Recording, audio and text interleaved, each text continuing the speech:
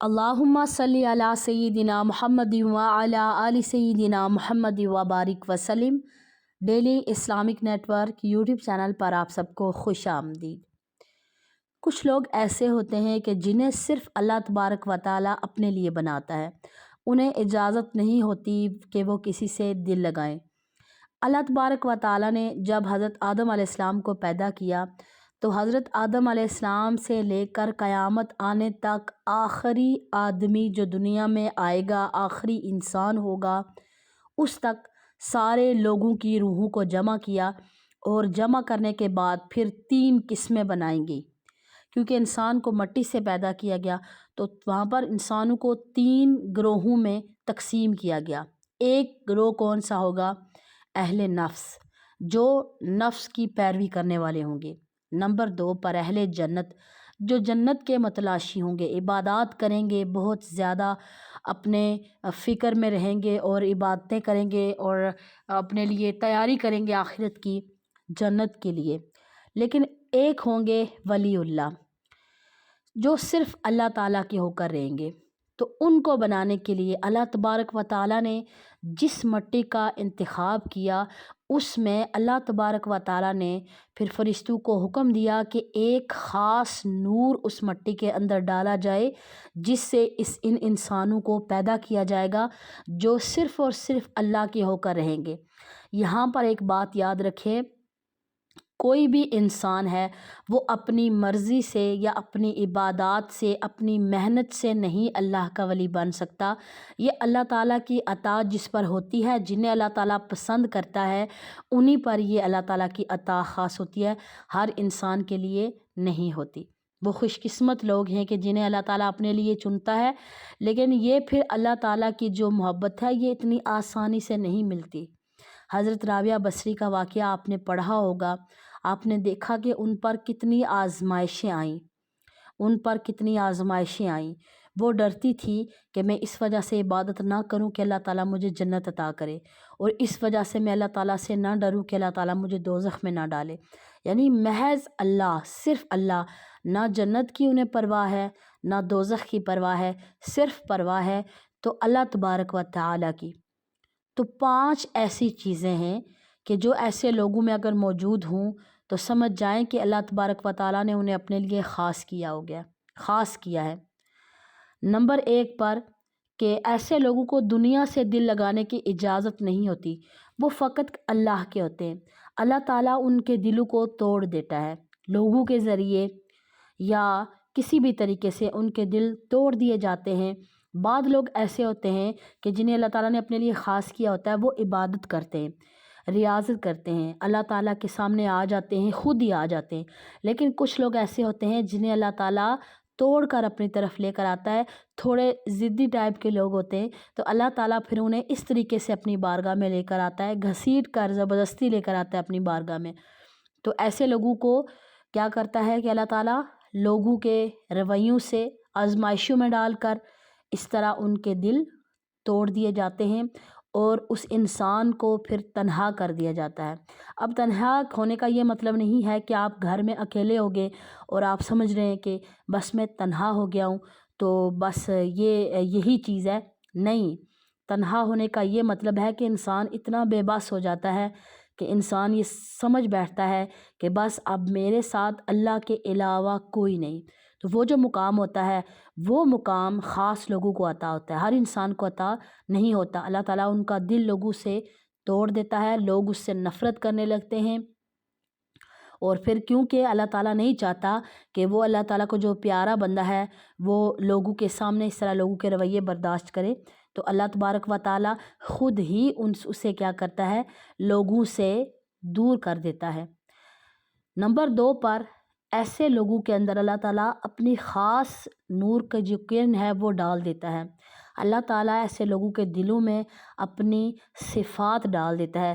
جس طرح اللہ تعالیٰ کریم ہے، اسی طرح یہ لوگ بھی آپ دیکھیں گے کہ اللہ تبارک و تعالیٰ نے ان کے دل بڑے نرم بنائے ہوں گے۔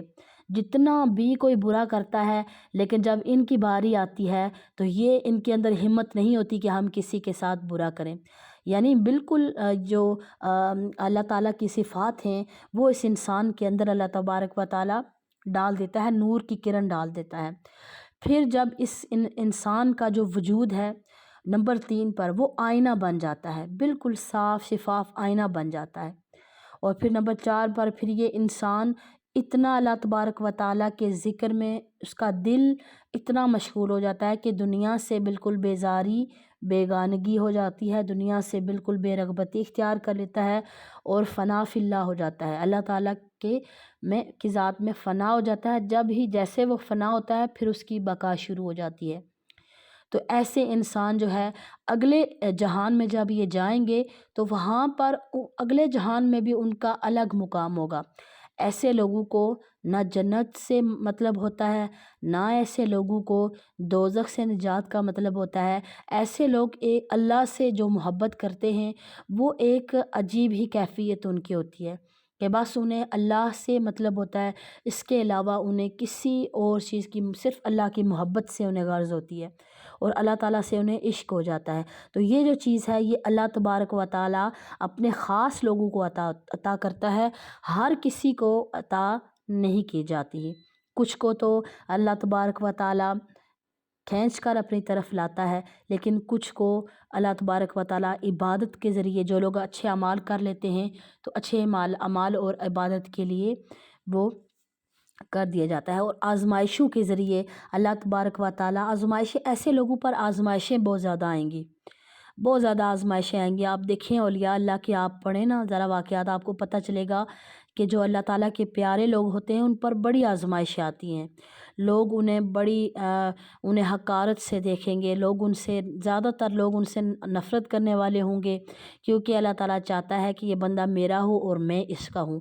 تو ایسے لوگوں کی دعا بہت قبول ہوتی ہے۔ آپ نے اگر دیکھا ہو نا، ایسے لوگ اگر منہ سے جو بھی الفاظ نکال دیں گے اللہ فوراً قبول کر لیتا ہے، کیونکہ اللہ تعالیٰ اپنے دوستوں کی بات کو کبھی بھی نہیں ٹالتا۔ ایسے لوگ پھر اللہ کے دوست بن جاتے ہیں، اللہ تعالیٰ پھر ایسے لوگوں کا دوست بن جاتا ہے۔ تو کوئی بھی اگر ایسے لوگوں کے ساتھ چھیڑ چھاڑ کرنے کی کوشش بھی کرے گا تو وہ انسان، پھر اللہ تعالیٰ خود اس انسان کا بدلہ لے لیتا ہے۔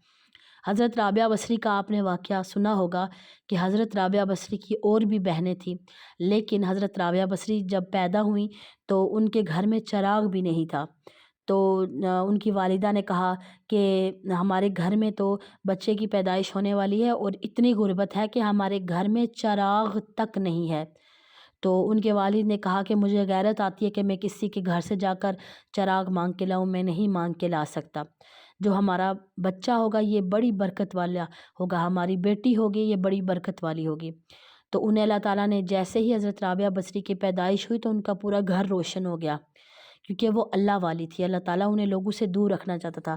پھر ان پر اتنی آزمائشیں آئیں کہ ان کی ساری بہنوں کی شادی ہو گئی، وہ اپنی اپنی زندگی میں مشغول ہو گئی، لیکن حضرت رابعہ بصری کی شادی نہ ہو سکے۔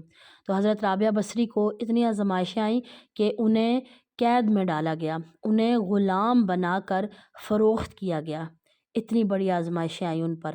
اور پھر ایک وقت ایسا آتا ہے کہ اللہ تعالیٰ کتنی وہ پیاری ہو جاتی ہیں کہ اگر دروازے کھلے بھی ہوں ان کے گھر کے تو کوئی ان کو نقصان نہیں پہنچا سکتا۔ ایک دفعہ واقعہ ایسا ہوتا ہے کہ وہ اپنی عبادت میں مشغول ہوتی ہیں، اتنی مشغول ہوتی ہیں کہ انہیں نہیں پتہ چلتا کہ ان کے گھر کے اندر ایک چور داخل ہو جاتا ہے۔ وہ جائے نماز پہ نماز پڑھ رہی ہوتی ہیں تو ساتھ میں ان کی ایک چادر پڑی ہوتی ہے، تو وہ آدمی جیسے اندر داخل ہوتا ہے تو وہ ان کی چادر اٹھانے کی کوشش کرتا ہے۔ جیسے ہی وہ چادر اٹھاتا ہے واپس دروازے کی طرف مڑتا ہے تو اسے واپس جانے کا رستہ نظر نہیں آتا، دیوار بن جاتی ہے، دیوار حائل ہو جاتی ہے۔ لیکن حضرت رابعہ بصری کو کچھ معلوم نہیں، وہ اپنی عبادت میں مشغول ہے۔ وہ کیا کرتا ہے کہ جب دیکھتا ہے کہ یہ عبادت گزار، یہ اللہ تعالیٰ کی ولی ہے عورت، وہ واپس چادر رکھ دیتے ہیں، جو چرا کر لے کر جانا چاہتا ہے وہ شخص واپس چادر رکھتا ہے۔ دوبارہ جب واپس جانے لگتا ہے تو وہ دیوار ہٹ جاتی ہے اور وہ دروازہ موجود ہوتا ہے، تو وہ باہر نکلتا ہے دروازے سے، پھر واپس اندر آتا ہے، پھر کہتا ہے کہ شاید میری نظروں کا دھوکہ ہوگا، دوبارہ سے چادر اٹھا لیتا ہے۔ جیسے ہی چادر اٹھا کر باہر کی جانب جانے کی کوشش کرتا ہے پھر دیوار حائل ہو جاتی ہے۔ 2-3 دفعہ ایسے ہی کرتا ہے، پھر اسے پتہ چل جاتا ہے کہ یہ کوئی عام ہستی نہیں ہے، تو معافی مانگتا ہے ان سے، معافی مانگتا ہے اور معافی مانگ کر وہاں پر چلا جاتا ہے۔ حضرت رابعہ بصری پھر انہیں کہتی ہیں کہ تم کیا سمجھتے ہو کہ میں عبادت میں مشغول ہوں، مجھے ہوش اور دھیان نہیں ہے، تو کیا جو میرا رب ہے کیا اسے بھی ہوش نہیں ہے؟ ایسا تو ہو نہیں سکتا، وہ تو ہر جگہ پر موجود ہے۔ سبحان اللہ، اللہ تعالیٰ اپنے پیارے بندوں کی پھر ایسے مدد کرتا ہے۔